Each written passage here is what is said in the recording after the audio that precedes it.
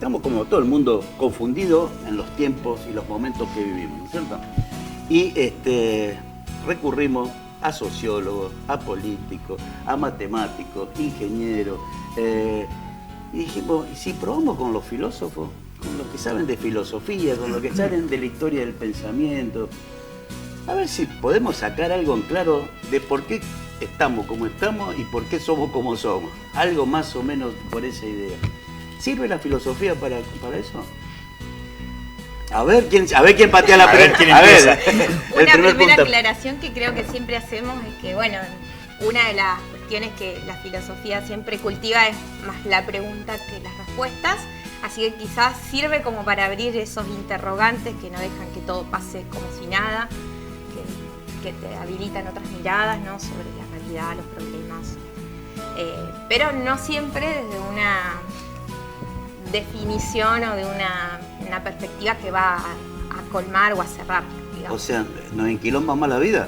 ¿Así, eso sería más o menos? Bueno, en un sentido puede ser complejizar, generar niveles de lectura, niveles de comprensión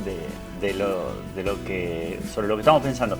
Porque vos dijiste, ¿por qué estamos como estamos, no? Bueno, ¿en qué estabas pensando? Yo te preguntaría eso primero. ¿Estás pensando en la economía, la pobreza, la violencia, la guerra en Ucrania, nuestro gobierno, el 9 de julio? Digamos, hay que desandar niveles, ¿no? Yo te contestaría, me parece que no son lugares estancos, sino que cada uno se complementa con otro y que es un encadenamiento de hechos que nos llevan a hoy, ahora, ¿no?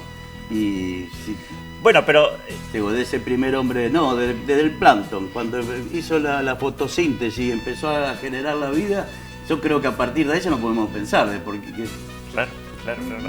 Cuando veníamos, compartimos el vehículo con mis colegas, decíamos, bueno, nos van a preguntar qué es la filosofía. El amor a la sabiduría.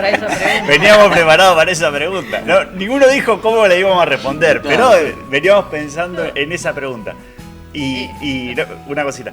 No, y entonces yo pensaba, claro, bueno, en realidad hacer filosofía es esto: analizar, discutir, reflexionar, compartiendo con amigos, ¿no? Con colegas, inclusive con desconocidos, ¿no? No hace falta que sean ni amigos ni colegas, ¿no? Y en ese discutir y reflexionar está esto, lo que dice Ivana, ¿no? Hacer las preguntas que permitan deslindar problemas, ¿no? Porque yo te preguntaba, ¿cómo estamos? Vos estás pensando en los problemas económicos, los problemas de la pobreza, los problemas del medio ambiente, la guerra en Ucrania, por eso decía. Y ahí son todos temas distintos. Y uno tiene que... Hay una palabra, ¿no?, que nosotros usamos mucho, que es hacer una reflexión crítica. Criticar, ¿puedo decir una palabra en griego? Dígalo. Viene de un verbo en griego que es krinein, que quiere decir separar, distinguir, discriminar, ¿no? Juzgar con el pensamiento, ¿no es cierto? Entonces, bueno, es como, bueno, esto es vino, ¿no? Gracias a Dios. A la Celia, ¿no?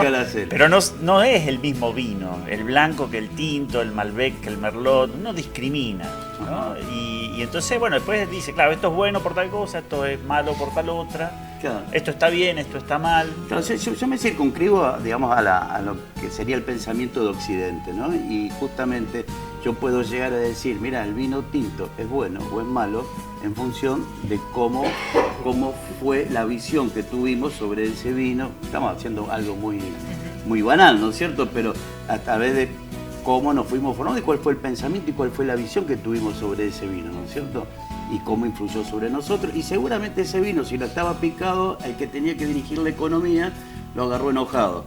Y el que tuvo que declarar la guerra de hacer Ucrania-Rusia, y seguramente estaba más enojado. Y si estaba rico, no sé qué hubiera pasado. Pero me parece que esos condicionamientos son los que nos llevan a hoy, ¿no?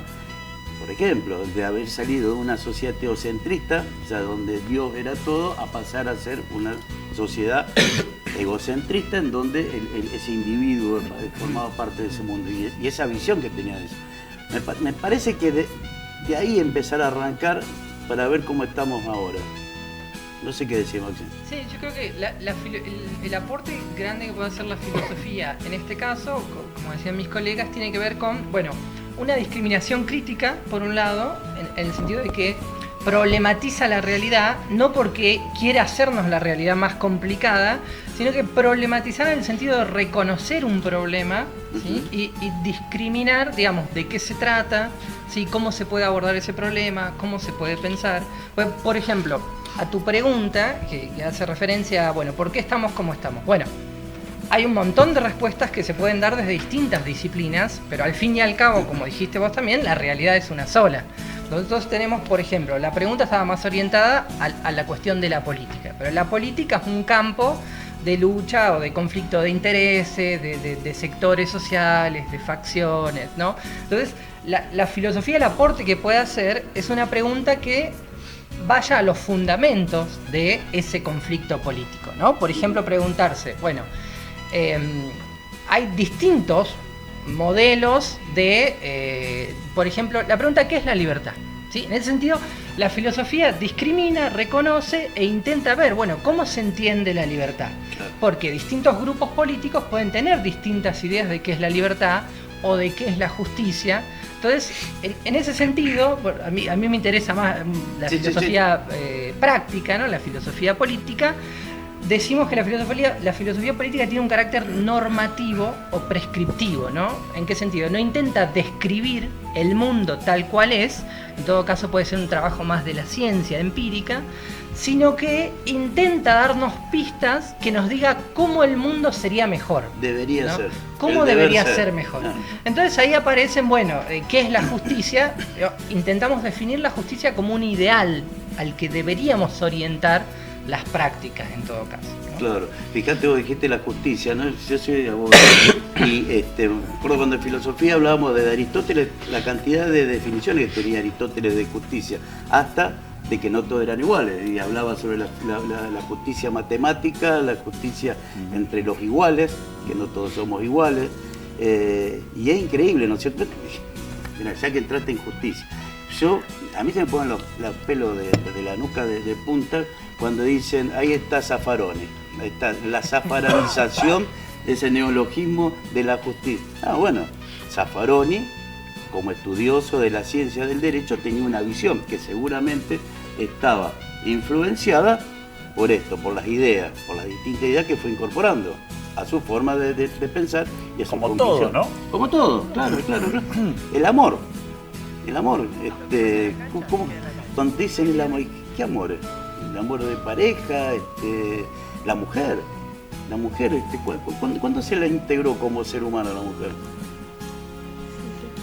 Sin duda que la filosofía ha abordado, digamos, a lo largo de la historia tantas cuestiones que pensamos no tienen que ver con las propias preguntas del ser humano o las dimensiones más propias de la existencia, el amor, la verdad, la justicia, el bien.